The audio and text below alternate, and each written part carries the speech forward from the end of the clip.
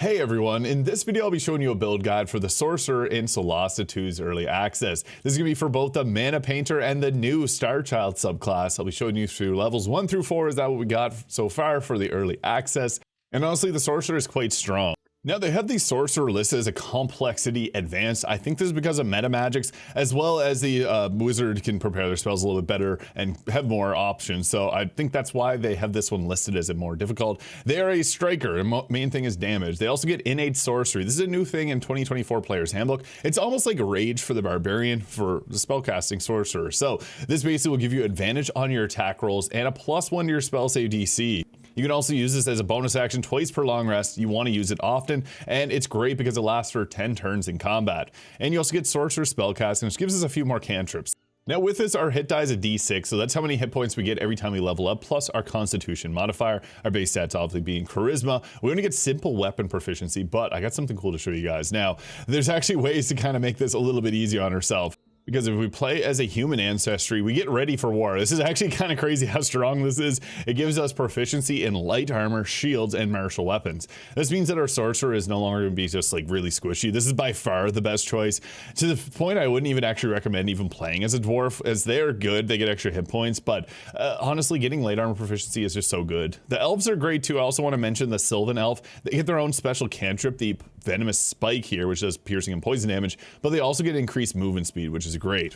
The halfling gets their halfling's luck, letting them re-roll a 1 on a d20, and honestly, I would just recommend playing a human for this just because of how good Ready for War is to this build in general, because we want to have that ability to keep ourselves alive, and that's going to give us light armor and shield. So humans also get the Resourceful Heroic Inspiration, which lets you, if you fail an attack or saving throw, you can re-roll this, and that's great because it's going to help us avoid spells. We also, as a human, get Skillful. As a Charisma-based sorcerer, there's a lot of skills that we want to get proficiencies in. And again, the Versatile for the Ready for War is just so extremely useful.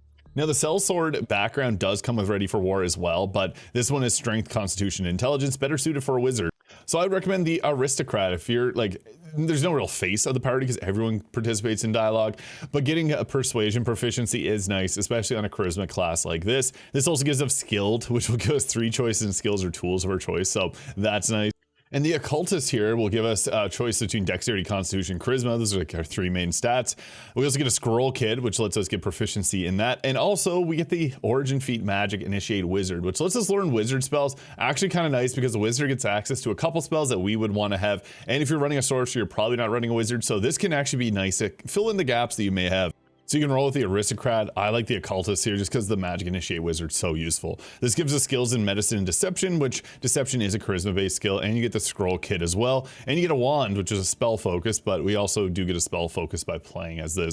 Now for our ability scores, Charisma-based casting, we want that at 16. That is kind of the goal. We also are going to go with a 16 in our Constitution. This will give us a bit more hit points, which is going to help us stay alive, and we need that. Dexterity at 14, it's not a bad score to go with, and then 10 Intelligence and Wisdom. We want to have Wisdom saves. You could potentially put the Wisdom up to 12. This will require us to use our background here to give a +1 to Charisma and 2 to our Constitution score there. Now for our skill proficiencies here, we got Deception from our background. We want to have Persuasion. You may have a Paladin that may be Persuasion as well, but basically all the Charisma skills are going to be our best choices. You can, if you already have a Paladin that fills in the gaps, you can take like Arcana and Religion. Even though these are Wisdom or Intelligence skills, you're not likely going to run a Wizard alongside this, so you can at least give a +2 to that versus not having it at all. And as a playing as a human, we do get another skill, which lets us take Performance if we wanted to. It's kind of nice to round this out with all the Charisma-based skills. And even right now, taking Nature could be decent since you likely aren't going to have any other Intelligence caster. Now, for our languages, this is something we want to have spread between our entire team. If you're playing as a certain race, they should have those. So take whatever ones you don't have on your team, spread these between your party as you create your characters. We also get 4 cantrips to learn, and we get the very unique Sorcerer's Burst. Only the sorcerer can learn this, and the great thing about this is it's got a great range to it. It's 120 feet versus something like Shadow Dagger being 60 feet, Poison Spray being 30 feet, Firebolt is 120 feet, but this is a nice choice because we get an additional 1d8 of a chosen damage type. Now this can actually do some pretty crazy stuff because if you roll a d8 and get the 8, you can then roll another d8 and add it to the damage. The number of d8s equals your spellcasting modifier, so that gets a little crazy. and it'll scale up to a 2d8 and a 3d8 at level 11. So yeah, that can be pretty solid. You got like a 1 in 8 chance of getting a really solid roll on that. I also like to have Ray of Frost. They can hinder a target, which will help you kite them if you wanted to. Acid Splash can be an okay choice. I like to have Annoying Bees because this will give the target disadvantage on their concentration saving throws. Good if there's a spellcast that's really messing up your team. And having Firebolt's not a bad choice, although you do have Sorcerer's Burst, which is a 1d8. So Dazzle can be a good choice for the bonus action to stop a target from using a reaction. Kind of like a Shocking Grasp. You can get away without getting hit with that opportunity attack. We also get to take 2 spells here at level 1. Magic Missile is just so valuable. You're not going to hit things often in this game, so having a guaranteed attack is so useful. I would also recommend throwing on Shield. The thing is, the Sorcerer cast from Cantrips pretty solid, and this game is such a low level that you don't get many spells right now, so having your spell slot saved for survivability could be nice, and then just using your Cantrips and Magic Missile when you need to pick some targets off. Burning Hands is also quite good because it hits in a large 17-foot cone, so you can hit multiple targets with this. I've had a lot of fun with this spell so far. Might not be your favorite, but it's a choice. Comprehend Language is another one, but I think the best 2 is going with Magic Missile and Shield, just so you have an offensive and a defensive way. Now, we also get 2 cantrips from the Wizard Initiate, and these will actually use our Charisma as well, which is really nice. So we have every cantrip that we basically want. So we'll take Chilled Touch there for a 1d10 necrotic damage. And the last one, I guess, Acid Splash is nice because you can hit multiple targets with a bubble. So we're going to take that. And for the Wizard spell, this gives us Identify. We normally don't have access to this spell, which is great because we can use this to identify any items. We didn't take Chromatic Orb, but we can always take that at the next level. And Chromatic Orb is actually really nice because it will do an additional attack. If you roll, it rolls 2d8s. If you roll 2 of the d8s with the same number, it'll spread to another target within 30 feet, which is crazy. And it can jump around multiple times too, which is pretty nice. So Chromatic Orb is really nice to have, but I like to have Identify because if you're not running with a wizard, you can get their spells from this. And that's the overview of our build. So after that, you can grab like having Shield and Magic Missile. You can throw in Comprehend Languages just for extra abilities there. Burning Hands is another nice one, and Chromatic Orb would be our last choice. But once we get to level 3 here, this is when we get to choose between our subclass. So there's the Mana Painter and the Star Child. The Star Child is the newest one, getting the Bless, Magic Missile, Aid, and Scorching Ray spells. It's to be determined what the higher level spells are, but we don't have those currently. The Shooting Stars feature is really cool. So when you cast a spell with a Metamagic and you succeed the attack roll or the target fails the saving throw, they are also hit by a number of small shooting stars equal to the sorcery points used, each dealing a 1d4 plus 1 force damage. Some people are saying it should be radiant, but it's, I guess, force. Kind of like a magic missile in a sense. If there are multiple valid targets, the shooting stars all hit random ones. Now, the Star Child's fun, but I gotta say, the Mana Painter, which returns from Solasta 1, is really good. Now, this gives us Color Spray, Bane, Acid Arrow, and Calm Emotion, which aren't really fantastic spells. A little typo there on the Acid Arrow. Hopefully I'll get all fixed up. But Mana Shield, whenever you cast a spell of the first level or higher, you gain temporary hit points equal to 3 times the level the spell slot used. This is actually pretty crazy because you're going to take attacks. It's a consistent thing in this game. Getting temporary hit points from casting spells is amazing because you're going to be constantly recovering that every single turn, basically. So this can be really nice to give yourself some sustain. That's not all. You also get mana drain. So you can use a melee attack, which does 2d8 plus our sorcerer level of force damage to the target, and you regain sorcery points equal to half of your sorcerer level. This is really crazy because you can use this just basically to get your sorcery points back. Now, with the Star Child, they get an ability that boosts up the damage they do when they cast a spell with their sorcery points, but as a Mana Painter, we get our sorcery points back, and you don't get many of them at level 4, so being able to do 2 quicken spells is really nice. And you gotta do this you can only do this once per long rest, but you can long rest a lot in this game, so that's not too much of a worry. My recommendation is actually, I like the Mana Painter a little bit better, but if you want to play the Star Child, because it is new and the Shooting Stars is really cool, I just think since you only get to use that Shooting Star ability like one time really with level 4, because we don't have that many sorcery points, the Mana Painter just be better because we do get the ability to regain our sorcery points at this point. We also get to take 2 more spells. I would recommend grabbing Scorching Ray, 2d6 of damage, 3 bolts. It's crazy. And we can pair this with Hold Person. This will hold the target in place, paralyzing them. It's really good because you basically take them out of a combat encounter. Scorching Ray being our new main damage option, it's great. Blindness is also a pretty good spell, and we could also use Enhance Ability if you wanted to kind of be like the jack of all trades of the team. I also want to give a quick shout out to Shatter. This hits in a 60-foot distance with a 10-foot radius spear, and you do a 3d8 of damage, so you can hit a lot of targets with it, and constructs will fail their saving throw or have disadvantage on their saving throw. So yeah, my recommendation, Mana Painter with Hold Person and Scorching Ray, because typically you'd get Hold Person from, or you get Scorching Ray from the other subclass.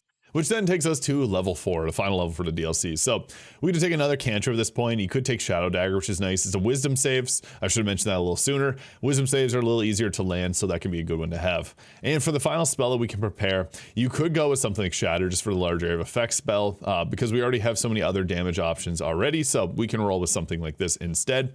This takes us to our feat. Now there are so many choices. You can get bonuses to saving throw proficiencies. You can get like a lot of stuff.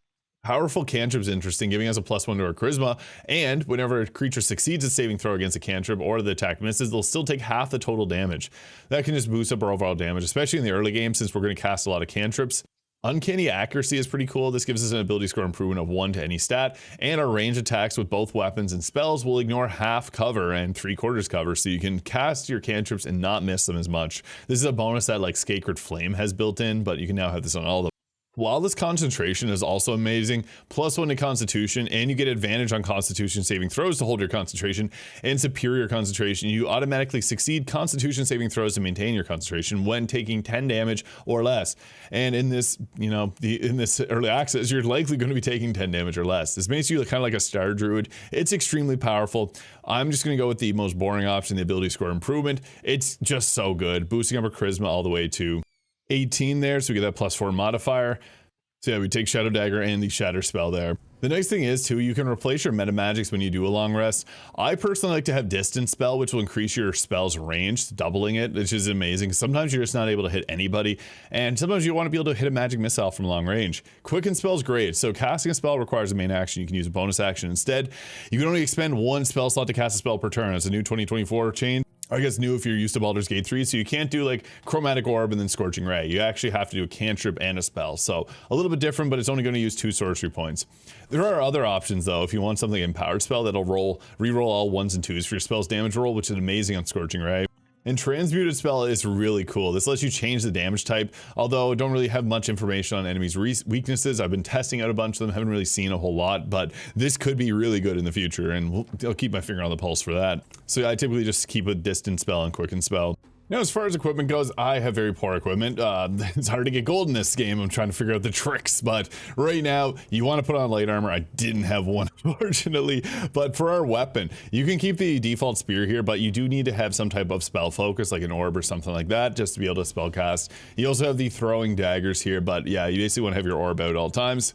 And for combat now, since we have the mana drain, basically we want to use our sorcery points early on in combat. So what we can do is start off, I really like Chromatic Orb. It is such a powerful spell, so we can use that to start off with, and you can also use Distance spell or Quicken spell if you need to. We're going to skip that for now.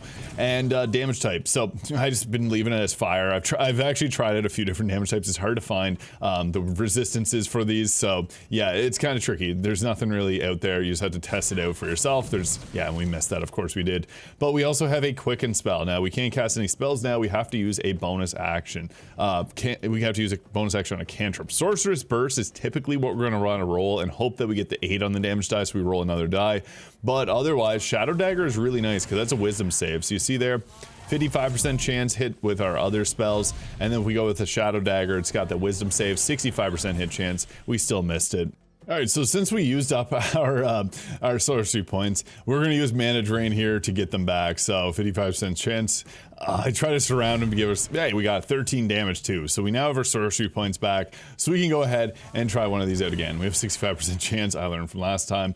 We're not hitting anyone. Oh, maybe this Petty Thief. I'm going to try this one here. Failed, but we did 6 damage, so that's okay. Now, for up close, actually the best choice for hitting a target is going to be Shadow Dagger, force them to do a wisdom save versus having a very low chance if we don't, like 30% chance there. But if we're going to use a Shadow Dagger, we get a 65% chance, which is the better option, obviously. Yay, we got a kill, 8 damage. This is great because we have 4 sorcery points, so we could actually do another Quicken spell. The great part about this is you can use a more damaging spell. We didn't really need it, but of course.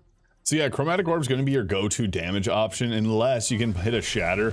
Here's not the opportunity, but you can see it actually hits in a very large area. Scorching Ray is actually probably the preferred damage option once you get like the spells for it. 96% hit chance, that's amazing. Yeah, we have a critical hit too in the mix. Perfect, finally. And we also have bonus action spells, so you could use something like Dazzle or the, yeah, I would also recommend you, I completely forgot to mention, Innate Sorcery should be up at all times. Again, that's like a rage, so pop that to get advantage on your spell attack rolls. I completely forgot, I don't know what to do. I was just so focused on all the missing attacks that I've been having. And that is the thing that's going to prevent that from happening. So yeah, that's much better now. I guess we still have the 96% spell rate on Scourge and Ray, so that didn't actually change too much. But yeah, for most times it's actually gonna give you a nice boost. We took out a target there, perfect. We got 3 hits. And you basically want to stay alive, so if you need to, you can run away and use some of your other abilities. Expeditious Retreat, I wouldn't actually recommend using that, hey, we got a Death Succeed. This target keeps going with the soul knives or soul shadow daggers after me. I'm going to use another Scorching Ray. That's, again, for most targets, it's going to be the better option for damage. Oh, wow, we had good damage rolls there. And we have ran out of spells to do level 2 spell slots with, but we can always go ahead with one of these. These are both 60% hit chance, so Sorcerer's Burst with 84. We're going to use that instead. 2 damage, we need just 1 more.